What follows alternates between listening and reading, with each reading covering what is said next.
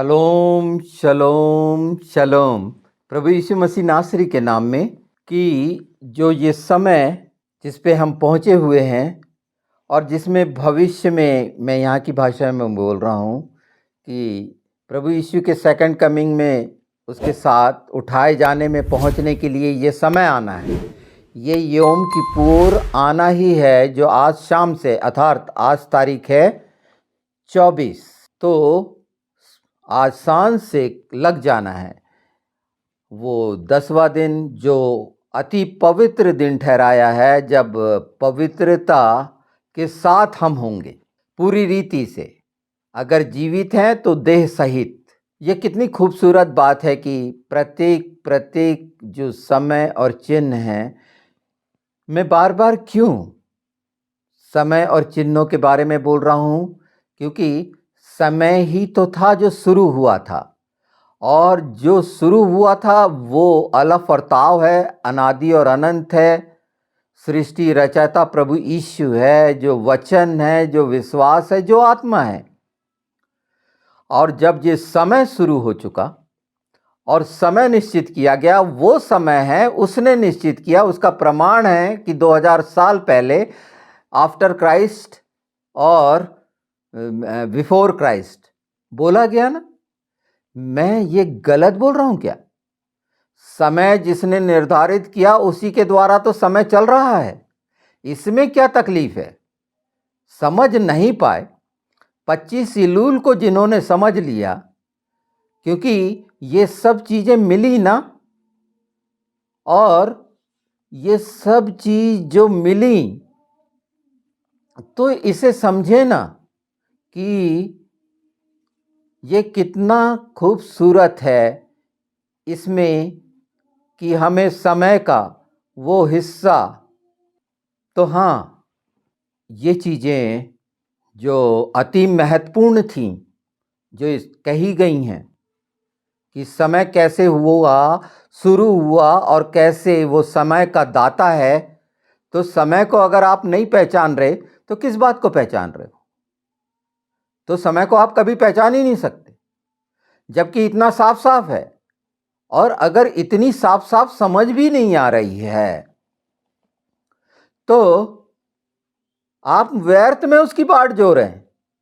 Second coming जो बोलते हैं, रैप्चर बोलते हैं, उठाया जाना, लिफ्ट अप, बहुत सारी शब्द ये मैंने बता चुके हैं।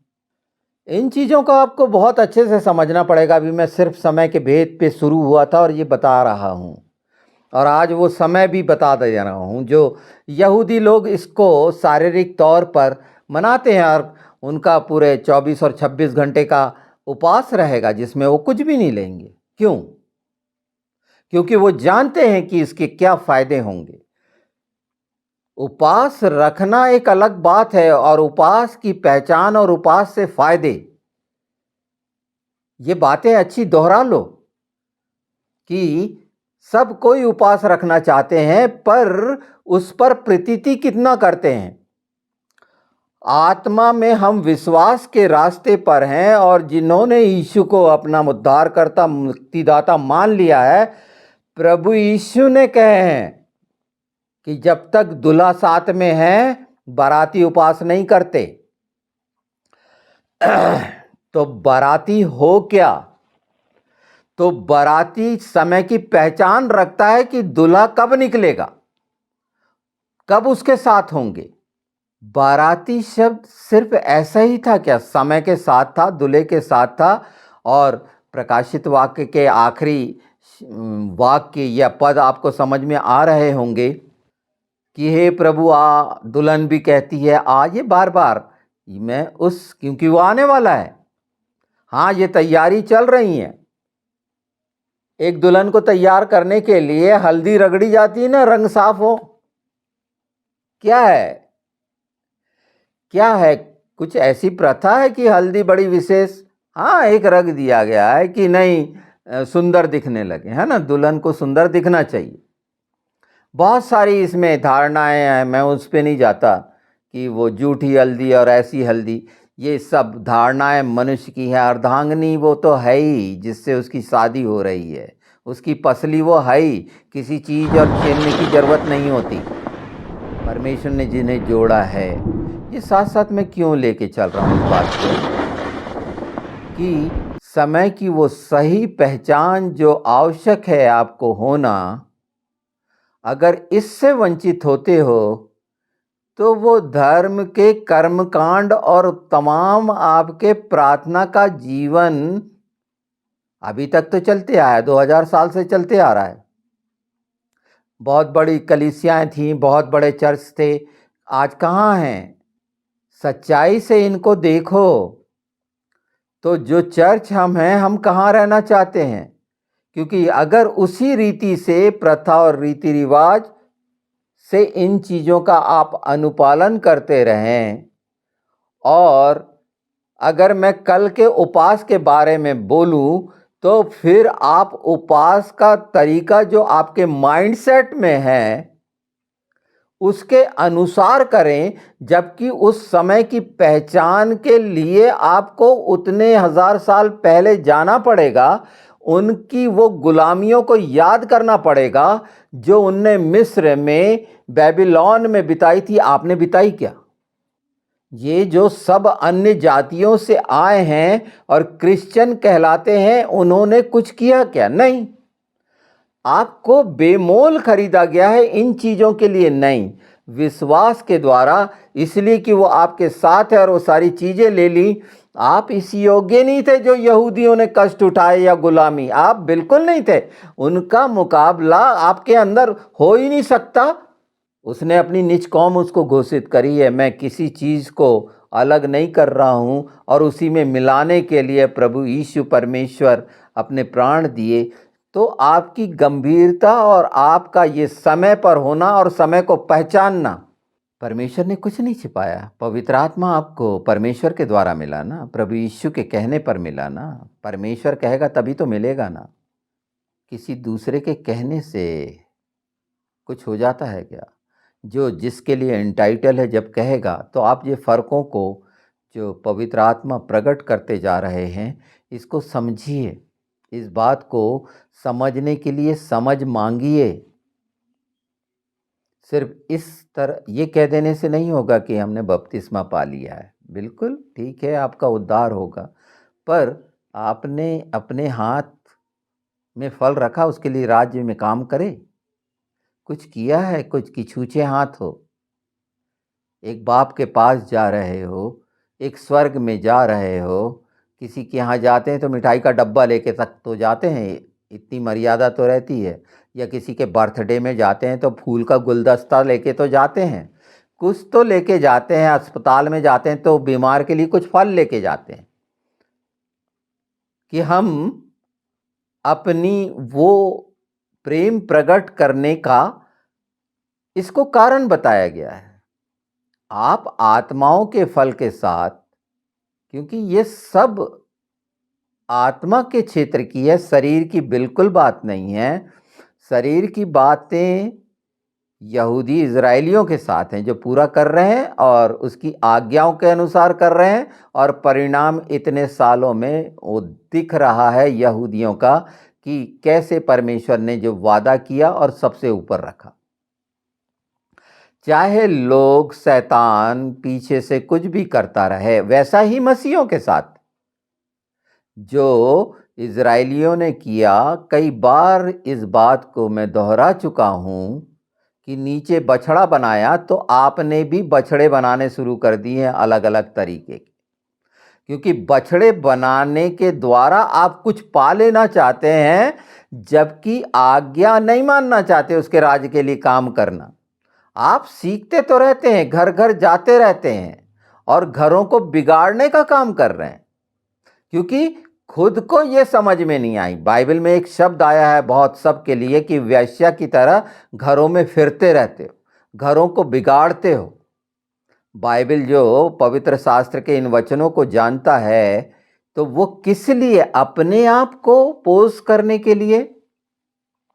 ये सब बातें समय से जुड़ी हुई हैं, क्योंकि समय के प्रति अगर आप सतर्क नहीं हैं तो 25 में, मतलब 25 में ये बहुत साफ है ना, 10 कुंवारियों का सोती रही थी, वो 10 कुंवारियां सो रही थी। जिनके पास तेल था और जिनके पास तेल नहीं था वो दसों सो रही थी। जब शोर सुना तब ये बात आई और फिर वो जो कुछ का हुआ मालूम है। समय को नहीं पहचानना, समय को वहां नहीं पहचाना गया ना।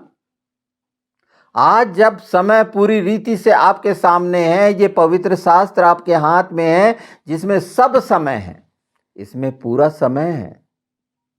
सब बातों का समय ही से तो शुरू हुआ। ये पदार्थ, अस्तित्व, प्रकाश और अंधकार, ये अस्तित्व में आए, सब उसी के अस्तित्व में हैं। मुझे क्यों बार बार पवित्र आत्मा प्रेरित कर रहे हैं कि इस बात को चूकते हैं ना, हम उसका महत्व नहीं समझते। जो दोहराया जाना है उसका महत्व नहीं जान रहे। और अगर ये बात हमने जान लिया तो हम तो विश्वासी हैं, हमारे लिए कुछ भी नहीं करना है, उसने हमारे लिए सब कुछ कर दिया है। घबराने की, चिंता करने की, परेशान होने की जरूरत नहीं है।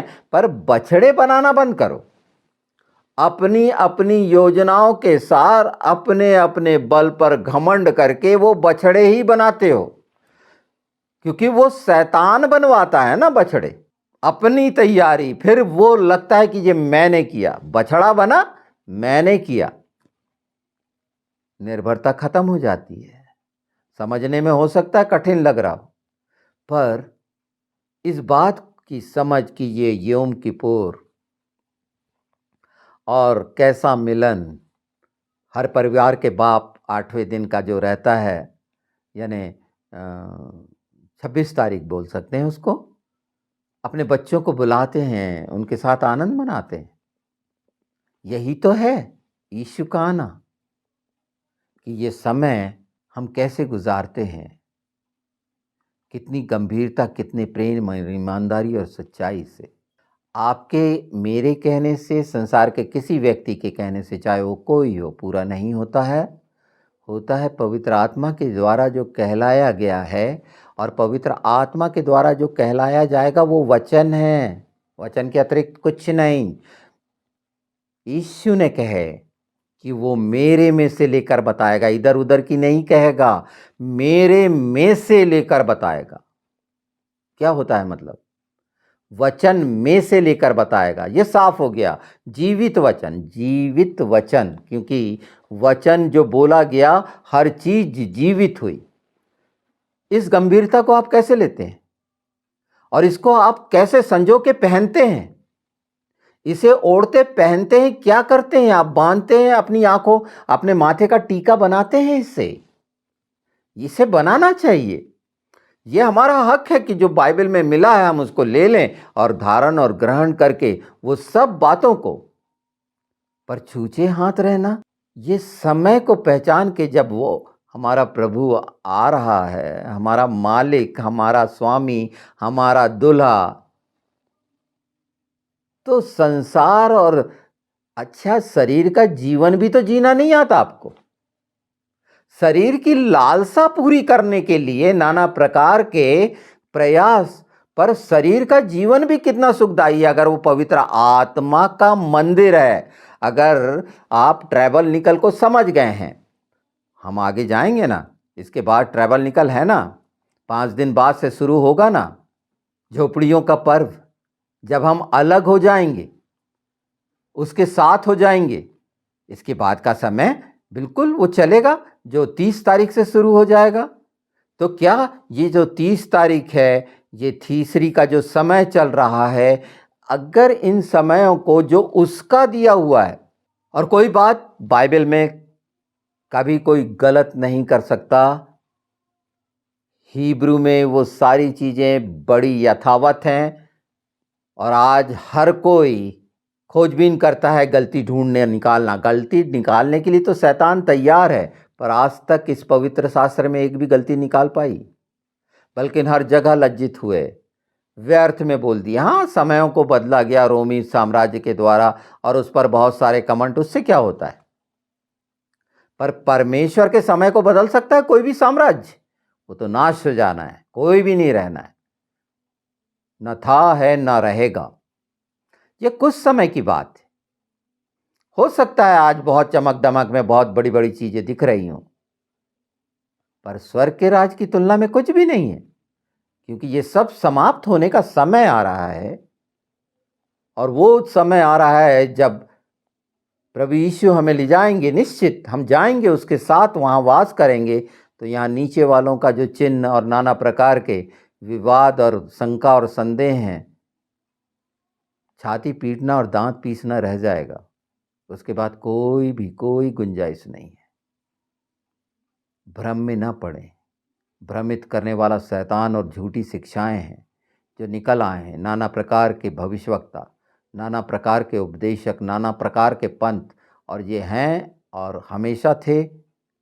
मैंने पिछले वीडियो में बता दिया, इफिसुस से लेकर लौदीकिया तक की कलीसियाओं का समय बताया है समय बताया है, और उनके नाम उसके अनुरूप वो कार्य बताए हैं। क्या है ये? हर चीज निश्चित परमेश्वर के द्वारा है, कोई चीज अलग। वो दृष्टि होना, वो समझ होना, और वो समझ पवित्र आत्मा के बिना संभव नहीं है।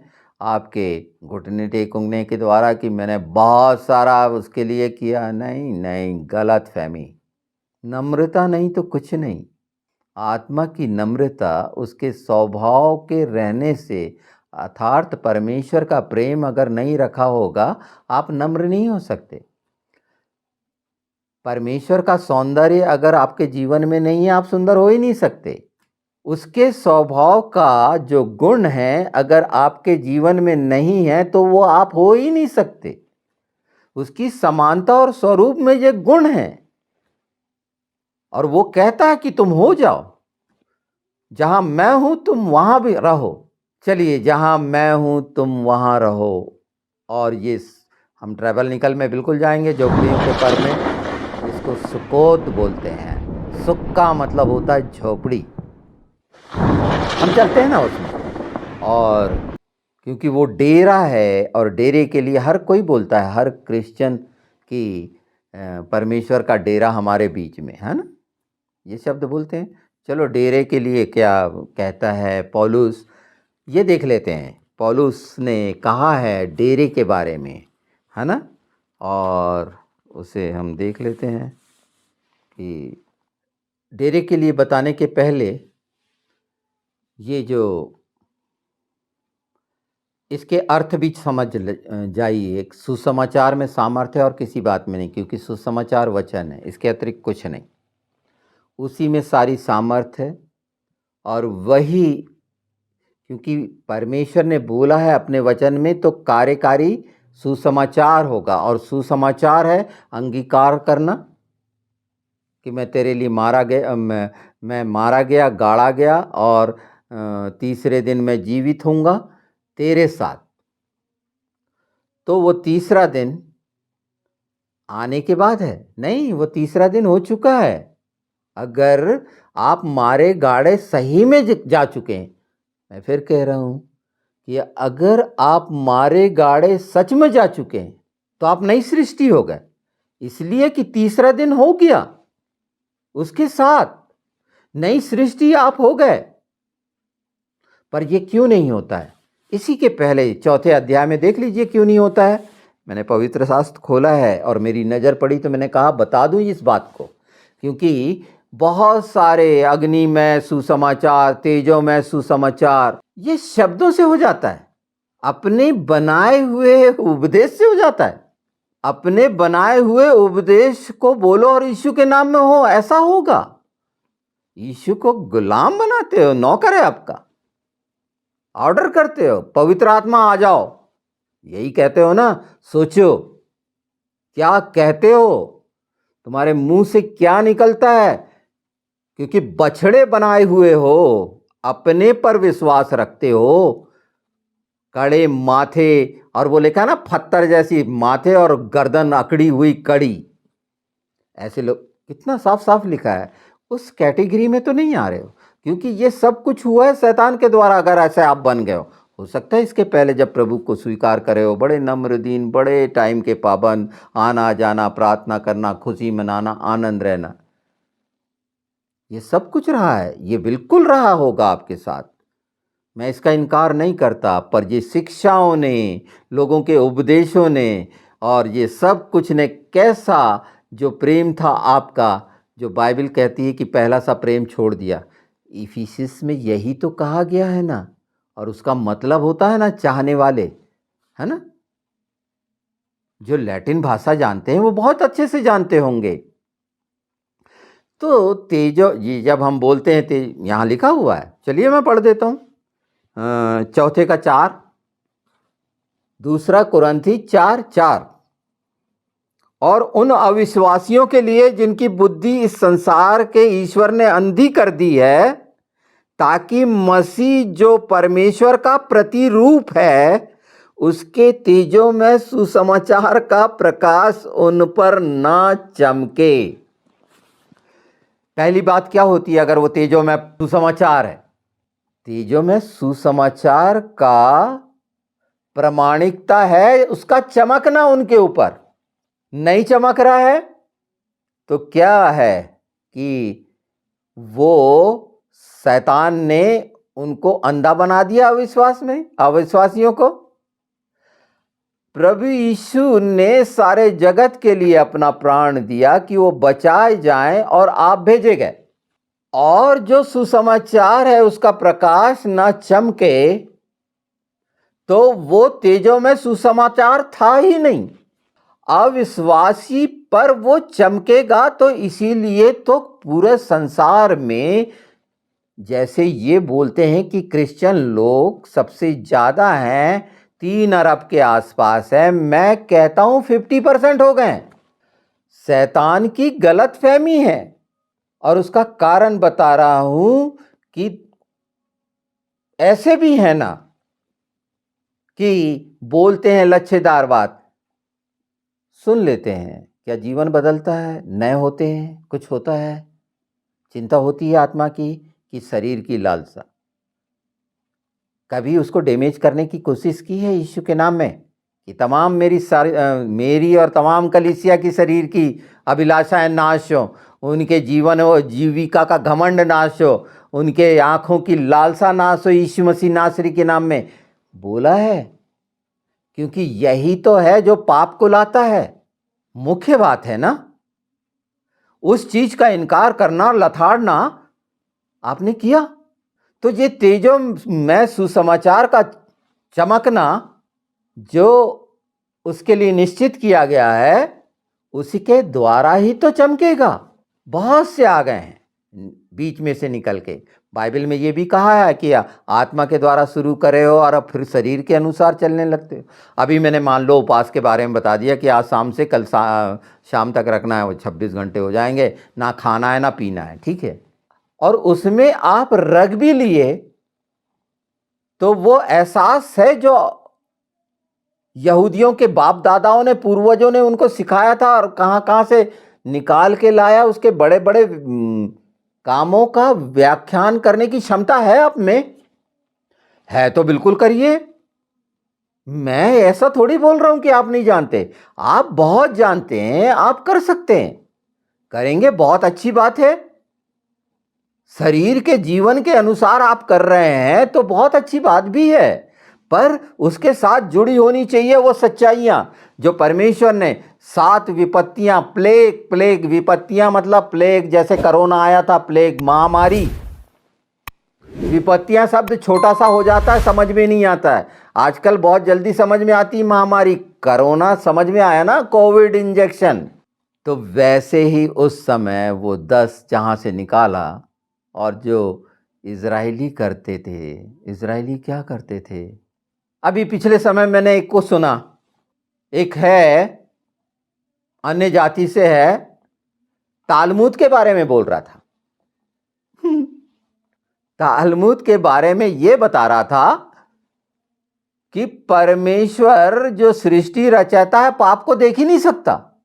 इतनी ऐसी बात क्यों कह रहा था वो? उसका सिर्फ और सिर्फ यह औचित्य था, वो क्रूस के बलिदान का इनकार कर रहा था। उसके पीछे मनसा उस शैतान की, क्रूस के बलिदान परमेश्वर की, क्योंकि परमेश्वर जो सब चीजों का जानने वाला है, तुम्हारे कह देने से वो अंधा बना रहे हो। उसकी आंख में उतनी क्षमता नहीं है, उसको ये कह रहे हो। इस तरह की चीजें जो तालमुद को समझते नहीं हो कि यहूदियों की वो अब कृपा तालमुदी किताबें, कबालिस्ट की किताबें ऐसी जिसके बारे में जानते नहीं हो और उसके लिए झूठ बोलते हो। अगर ऐसा नहीं था तो इजराइलियों के पाप का दंड 1800 साल की गुलामी क्यों भोगनी पड़ी? 1800 साल की समझ है? जो वो बाहर थे और उस समय उस भूमि पर, इजराइल की भूमि पर पानी नहीं बरसा था, पथरीली हो गई थी। उसको हरा भरा करने का वादा है इस पवित्र शास्त्र में, तोरा में, तनाख में। वो धर्मी और न्यायी है। इस शब्द का अर्थ समझते हो? न्याय किस बात का होता है? व्यर्थ की लच्छेदार बातें परमेश्वर को बता देना। वो सब जो संसार को, सृष्टि को पैदा किया है, वो सब चीजें का जानकार है। पाप उसको पापी बना देगा? क्या बुद्धिमानी की बात करते हो? क्योंकि किसने अंधा बनाया? शैतान ने इन अविश्वासियों को अंधा बनाया। अभी 4:4 पढ़े ना। ये अंधे लोग ठोकर खिलाएंगे, गड्ढे में गिराएंगे जो गिरा रहे हैं, और बहुत तेजी से नरक में जा रहे हैं, क्योंकि इनके पास कुछ नहीं है। ये संसार के धर्म को मानने वाले, अपने अपने धर्म को पुराने से पुराना कहने वाले, मैं कह रहा हूं सृष्टि रचना के समय से करोड़ों साल पुराना होगा तुम्हारा धर्म, पर उद्धार तुम्हारे द्वारा नहीं ना। उद्धार तो परमेश्वर की द्वारा आया ना। किन किताबों में है उद्धार के लिए, निजात के लिए? नहीं है। किन किताबों में वो आश्चर्य कर्म के लिए है? नहीं है। जो यीशु ने किए, और आज उनके, चाहे वो आप जिनको छोटे छोटे पास्टर बोलते हैं गांव के, उनके काम देखे यीशु उनके साथ करता है। जिनको आप मारते पीटते हैं, काम होता है ना। वो जादू टोने से करता है? मंत्र पढ़ता है? नहीं, सिर्फ यीशु का नाम लेता है। जादू टोना, मंत्र पढ़ना, ये शैतान की पूजा करने वाले करते हैं। बहुत सारे हैं, इल्यूमिनाटी से लेकर ये 4-5 मालूम होंगे, ये शैतान के और उनके भी महायाजक हैं। क्या पता आप जानते हो या ना जानते हो, पर जान लो, समझ लो कि शैतानी ताकतें काम कर रही हैं और वो रईस हैं, फल रहे फूल रहे हैं, बेहिसाब दौलत के मालिक हैं, ताकत के मालिक हैं, पूरे संसार को हैंडल करते हैं। मुझे नहीं, प्रभु के लोगों को वो हैंडल नहीं कर सकते। कहीं से वो हारे हुए हैं, डरते हैं। शैतान डरता है। कोई मंत्र याकूब पर नहीं चल सकता, न कभी चला न चलेगा। मैं तो इनके बीच ही में रहता हूं, और जबकि मैं तो कुछ भी नहीं हूं। मैं तो एक साधारण सा पास्टर भी नहीं हूं, कुछ नहीं। पर जो मेरे जीवन में है प्रभु, वो सृष्टि रचयिता, वो सब कुछ है। पवित्र आत्मा, वो सब कुछ है। इसलिए मैं बता रहा हूं, तेजों में प्रकाश, वो चमक, अगर उसकी बात है तो आपके हृदय में ये बात जाएगी और काम करेगी। क्यों? ये वचन के अनुसार है, यीशु के द्वारा, यीशु के नाम में है, पवित्र आत्मा के द्वारा है। तो वो सब गलत फहमियां जल भुंज के राख होंगी, उस पर बिजलियां गिरेंगी। जब परमेश्वर बिजलियां गिराता है, इसका मतलब है नाश करना दुष्टों को। चलिए इससे आगे चलते हैं ना, क्योंकि ये बात समझना जरूरी था कि क्यों ऐसा होता है बछड़े बनाने के कारण। पर हमने जो जीवन पाया है प्रभु यीशु के नाम में, तो यहाँ पर पौलुस क्या कह रहा है इसको समझो, क्योंकि पौलुस जो भी कह रहा है उसके पीछे वचन की समझ कह रही है। वो उसके व्यक्तिगत विचार से कोई लेना देना नहीं, उसके ज्ञान से कोई लेना देना नहीं। गैमलियल का वो शिष्य था ना, जो सबसे ऊपर बाइबल में आया है, गैमलियल नाम, जिसका वो शिष्य था। एक और शब्द आया है ना, निकोदिमस, यूहन्ना 3 में। प्रभु यीशु के पास रात को छिप के गया था ना। रात को कौन जाता है? चोर, छिपा हुआ, जबकि सब चीज जानता था। और प्रश्न क्या पूछा था कि क्या करूं, तो प्रभु यीशु ने क्या बोले थे? तुझे जल से और आत्मा से जन्म लेना आवश्यक है। ये समय जो चल रहा है, ये जल से और आत्मा से जन्म लेना जरूर है। तो आपने जल से तो ले लिया, आत्मा से लो ना उस रास्ते में। यीशु के नाम में मिलना है, वचन में यही तो लिखा है। क्या कठिनाई है? और नहीं भी समझ में आता, मालूम भी नहीं है, तो पवित्र आत्मा आपको बता देंगे, आप मत डरो। मान लो मेरा मैसेज ये अभी जो दे रहा है सुसमाचार ना भी मिले तो आप बचोगे। हाँ, ये सच्चाई है कि क्या क्या आपको उस दौर में उस रास्ते पर झेलना पड़ेगा, क्योंकि वो धर्मी और न्यायी है। मैं उन बातों का भी जवाब दे रहा हूं जो गलत फहमियां इस तरह की फैलाते हैं कि अगर पाप को नहीं जानता था तो वो कैसा परमेश्वर नहीं जो नहीं जानता था। जो सारी सृष्टि पत्ते का हिलना जानता वो उसको नहीं जानेगा। जो शुद्धता और अशुद्धता और पवित्रता को बताने में सक्षम है वो ये बातें नहीं जानेगा। कैसे बहलाने और फुसलाने वाली बातें फैला रखी हैं शैतानों ने। ये शैतान हैं, शैतान के हाथ की कठपुतली। जैसे यहां लिखा है ना, इस संसार के ईश्वर ने अंधी कर दी है। इस संसार के, जो इस संसार के ईश्वर हैं, स्वर्ग के ईश्वर की बात नहीं है। और इस संसार का ईश्वर कौन है? शैतान, गिराए हुए फॉलन एंजल्स, जिनको आप एलियंस भी बोल सकते हैं, मिल्टन भी बोल सकते हैं, जो लगे सुपरमैन भी बोल सकते हैं, क्योंकि वो स्पेशल काम करते हैं। और आप तो आकर्षित होते हैं ना चमत्कारों पर, इस तरह के काम।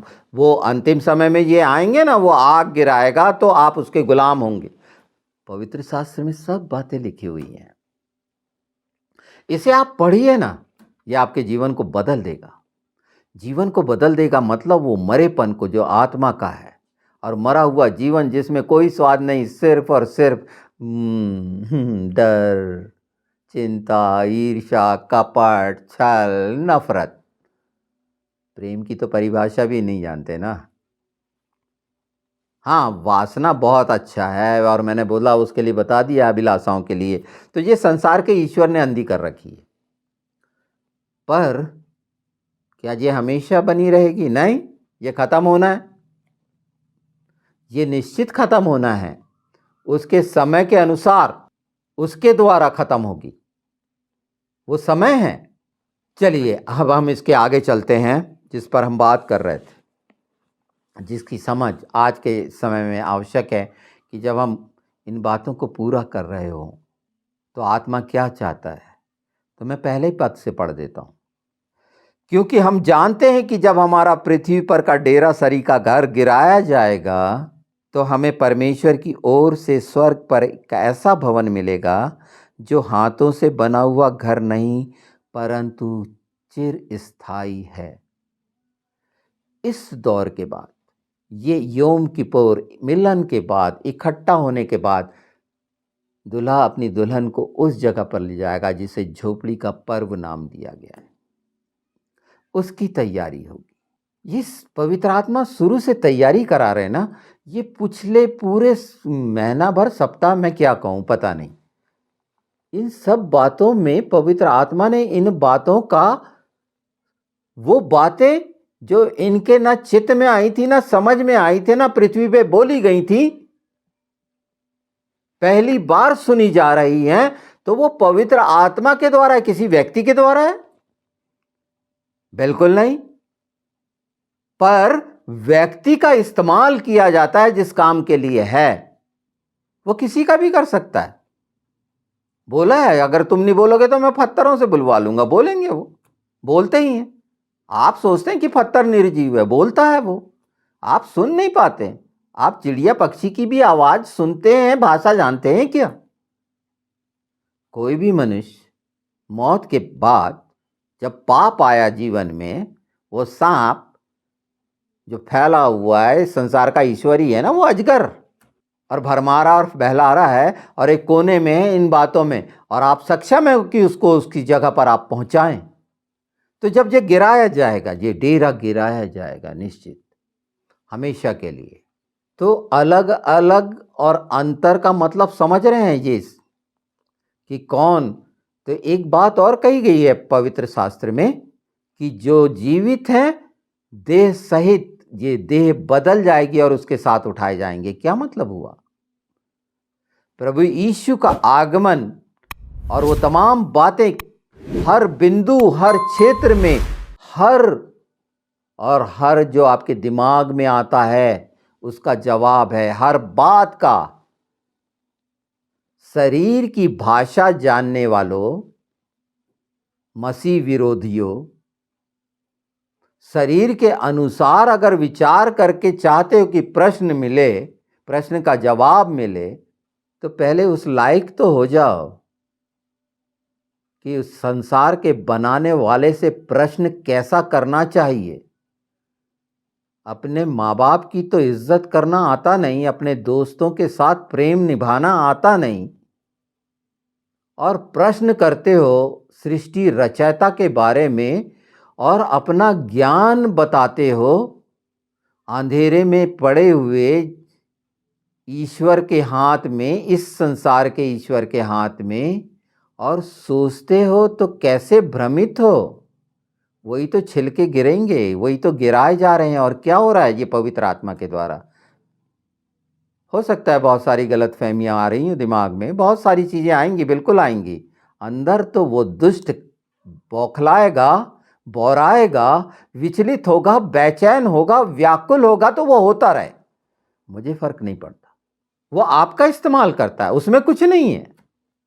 वो तरीके कुछ भी हो सकते हैं कि आपकी देह में आकर, आपके बहुत सारी चीज़ों में, पर नुकसान वो हर जगह लीगल है, आपको इनलीगल बनाता है। तो इस हिस्से को कैसे वो नाश करता है, इसे भी समझ लीजिए वो दूर से। इसमें मैं ज़्यादा बोलना नहीं चाहता, पर इस बात को समझ जाइए, अच्छे से इस बात का आकलन, चिंतन, मनन करिए। इन हिस्सों को, ये व्यर्थ के शब्द नहीं है, ये ज्ञान में ले जाने की नहीं है, ये आत्मा को स्वर्गीय स्थानों में अनंत जीवन, चिर स्थायी घर, यही लिखा है हमेशा के लिए। इसे आगे अगर आप पढ़ेंगे, इसमें तो हम कराते हैं, किसमें कराते हैं? यहाँ कराते हो, है ना? और बड़ी लालसा रखते हैं कि हम अपने स्वर्गीय घर को पहन लें, कि इसके पहनने से हम नंगे ना पाए जाएं, और हम इस डेरे में रहते हुए बोझ से दबे कराहते रहते हैं, क्योंकि हम उतारना नहीं वरन पहनना चाहते हैं। ये वो सब बातें, ये पूरा उतारने का बता दिए ना। 57 से 84 का मतलब चाफ का उतारना जो लगा है, ये उतारने का समय है। मैं सोचता हूँ पिछले बताए गए ये उतारने को समझ जाएंगे कि किस तरह उतारे, और जब उतारोगे तो उसे पहन लोगे नए डेरे में। ये ट्रैवल निकल आ रहा है जिसमें हम और सीखेंगे, पर अब हम उतारने पर और पहनने तक पहुंच गए हैं। तो इन बातों को पहन लो, समय को पहचान लो यीशु मसीह नासरी के नाम में, कि हर जगह उस दुष्ट को लज्जित करो और आगे निकलो कि आपके हाथों में फल हो यीशु के नाम में। आमीन।